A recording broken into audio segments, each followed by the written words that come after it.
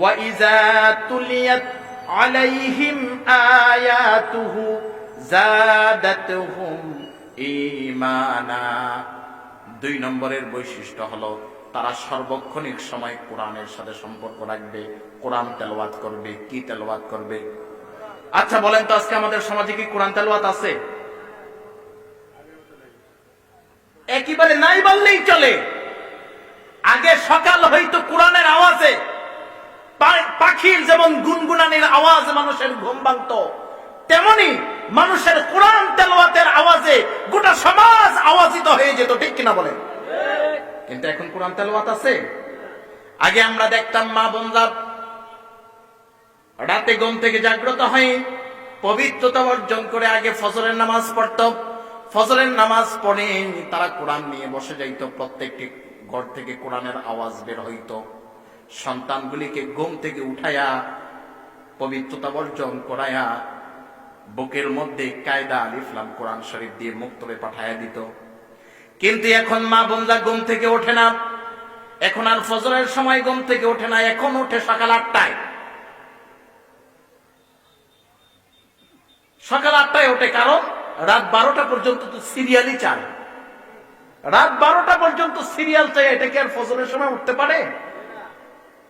উইটা দেখে সূর্য উঠে গেছে, সময় বেজে গেছে 8টা। আবার আরেক দিক থেকে সন্তানদের 8টা বাজে কেজি স্কুল শুরু। কখন আবার মুক্তবে পাঠাবে? মা উঠলে সন্তান উঠত, মাও ওঠে না, সন্তানও ওঠে না। মাও ওঠে না, সন্তান ওঠে না। মাও ওঠে 8টায়, সন্তানও ওঠে 8টায়। ওইটা তাড়াতাড়ি কোন রকম ব্রাশ ব্রাশ করাইয়া জামা কাপড় পরাইয়া মুক্তবে আর পাঠায় না, তখন পাঠায় কেজি স্কুলে। বাংলা পড়ে, ইংরেজি পড়ে, গণিত পড়ে, বিজ্ঞান পড়ে, সমাজ পড়ে, কিন্তু কোরআন পড়ে না। ঠিক কিনা বলেন? কোরআন পড়ার সময় নেই। এই জন্য আজকে সমাজে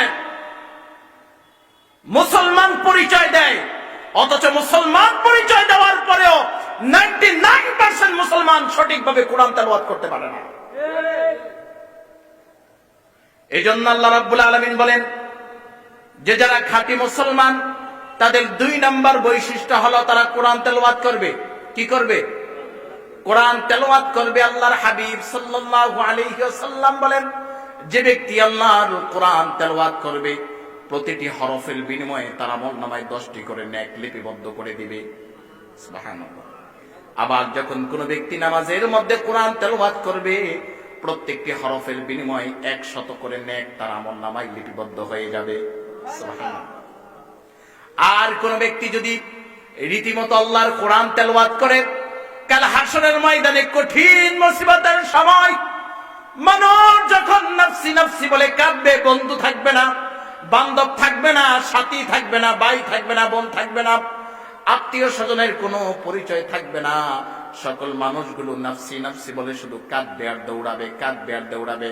আল্লাহর হাবিব সাল্লাল্লাহু আলাইহি ওয়াসাল্লাম বলেন, যারা কোরআন তেলাওয়াত করবে কাল হাসরের ময়দানে কোরআন তাদের পক্ষে আল্লাহর কাছে সুপারিশ করে তাদেরকে জান্নাতে নিয়ে যাবে। এই জন্য আমাদের সমাজে কোরআন তেলাওয়াতের দরকার আছে কি নাই? এই জন্য নিজে কোরআন তেলাওয়াত শিখতে হবে, আমার সন্তানগুলিকে কোরআন তেলাওয়াত শিখাতে হবে, আমার নাই নাতনিগুলাকেও কোরআন তেলাওয়াত শিখাতে হবে। কি বলেন? আপনার ছেলেকে যদি কোরআন তেলাওয়াত শিখান, আপনার নাতিকে যদি কোরআন তেলাওয়াত শিখান, তাহলে মনে রাখেন যে আপনার ইন্তেকালের পর হলেও এই সন্তান, এই নাই নাতনি আপনার জন্য কোরআন তেলাওয়াত করে দোয়া করবে। ঠিক কিনা? আর যদি না শিখান তো বছরে একবারও কবর জিয়ারত করব তো দূরের কথা, আপনার জন্য 2 হাত উত্তোলন করে একদিন দোয়াও করবেন। এই জন্য কোরআন তেলাওয়াতের দরকার আছে কি নাই? কোরআন তেলাওয়াত যদি করতে পারো, কোরআন তোমাকে দুনিয়াতে সম্মানী বানাবে, আখিরাতেও তোমাকে সম্মানী বানাবে। কারণ কোরআন যেমন সম্মানী, কোরআনের সাথে সংস্পর্শ হওয়ার সাথে সাথে ওই বস্তুটাও হয়ে যায় সম্মানী। সুবহানাল্লাহ। এই যে আমার পাঞ্জাবির কাপড়, এক এক গজের দাম 250-300 টাকা, কিন্তু কোরআন শরীফের গিলাপ বানাই 25 টাকা গজের কাপড়। 25 টাকা গজের কাপড় কোরআন শরীফের গিলাপ বানালাম, যদি কখনো কোরআন থেকে গিলাপটা নিচে পড়ে যায়, সাথে সাথে গিলাপটা উঠাই, বুকে লাগাই, পরিষ্কার করে চুমু খাই, চোখে লাগাই, মুখে লাগাই, ঠিক কিনা? কিন্তু আমার পাঞ্জাবি কত পরে থাকে, লাঠি পরে, এদিকে ফালাই সেদিকে ফালাই, কিন্তু এই দামি পাঞ্জাবি কেউ চুমু খায়, বুকে লাগায়? কেন?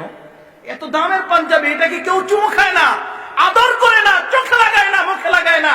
25 টাকা গজের কোরআনের কবাব, এইটা নিচে পড়লেই তাড়াতাড়ি করে উঠায়, বুকে লাগায়, আদর করে, চুমু খায়, চোখে লাগায়, গালে লাগায়। কেন? তার কারণ একটাই, ওই কাপড়টা কোরআনের সাথে মিলে গেছে। কোরআনের সাথে সংস্পর্শ হওয়ার কারণে কোরআন যেমন দামি, কাপড়টাও হয়ে গেছে দামি, ঠিক কিনা বলে?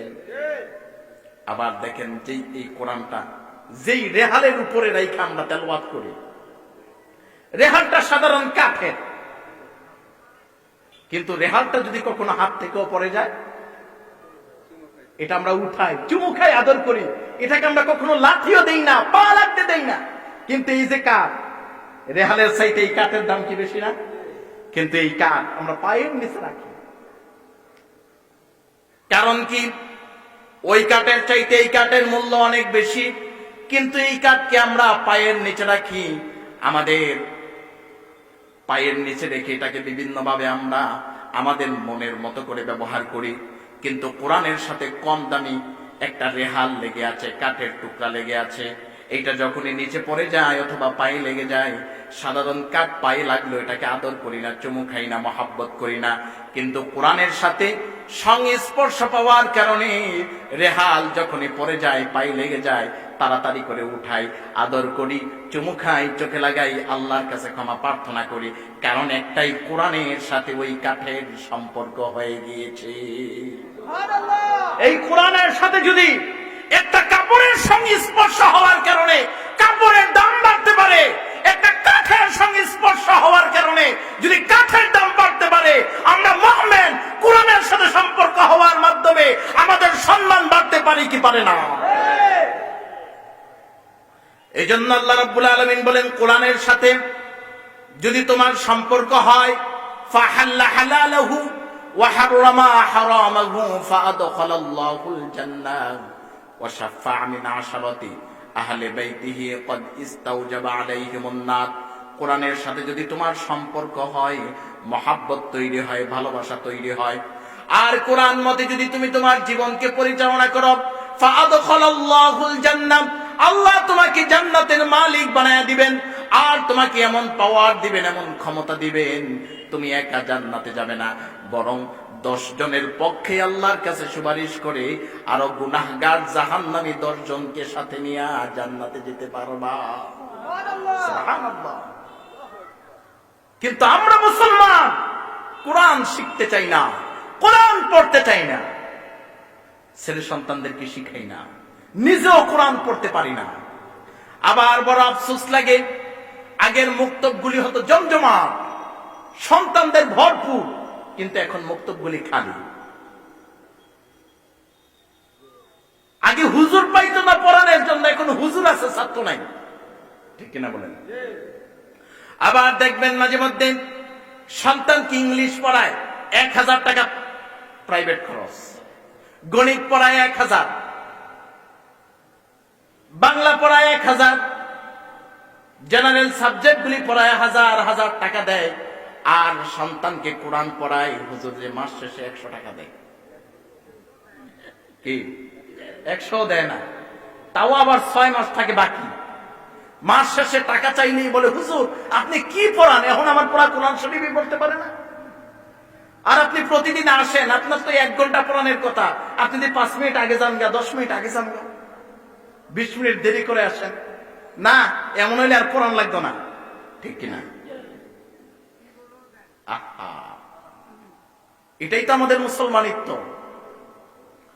এই জন্য ভাইয়েরা আমার, বাবারা আমার, আপনাদের প্রতি অনুরোধ করব, কোরআনকে মহাব্বত করেন, কোরআনকে সম্মান দেন, কোরআনকে দামি বানান।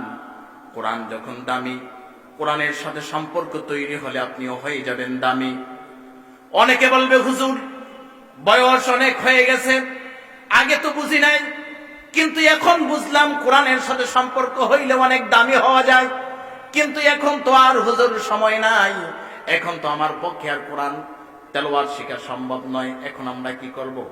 আমি তাদের জন্য বলবো, বাবারা আমার, কোরআন তেলাওয়াত থেকে তারপরেও বঞ্চিত হওয়া যাবে না। মাঝে মধ্যে সকাল বিকাল যখনই মসজিদে আসবেন, আপনি কোরআনের কাছে যাবেন, কোরআনটাকে হাতে নিবেন, কোরআনটাকে হাতে নিয়ে বুকে জড়াবেন, চোখে লাগাবেন, মুখে লাগাবেন, চুমু খাবেন, মহাব্বত করবেন, ময়লা ধুলাবালিগুলি পরিষ্কার করে দিবেন। মাঝে মধ্যে কোরআন খুলে খুলে কোরআনের দিকে তাকায় তাকায় আফসোস করবেন, হায় রে আল্লাহ, মানুষ দেখি কত সুন্দর কোরআন তেলাওয়াত করে, আমার কপাল মন্দ, কোরআন তেলাওয়াত শিখতে পারি নাই, এজন্য কোরআন তেলাওয়াত করতে পারি না। এইভাবে যদি আফসোস করে করে আল্লাহর কাছে কান্নাকাটি করতে পারেন, খোদার কসম করে বলি, এই কোরআনের মহাব্বত, এই কোরআনের ভালোবাসা, এই কোরআনের আন্তরিকতা আপনাকে কঠিন মুসিবতের দিনে, কবরের জগতে, হাসরের জগতে, মিজানের জগতে, ফুলসালাতের জগতে হাজার হাজার মাইল ফুলসালাতের পল বিজলির গতিতে পার করাইয়া এই কোরআন আপনাকে জান্নাতে নিয়ে যাবে। এজন্যই কোরআন তেলাওয়াত শিখতে হবে, কোরআনকে মহব্বত করতে হবে, কোরআনকে ভালোবাসতে হবে, কোরআন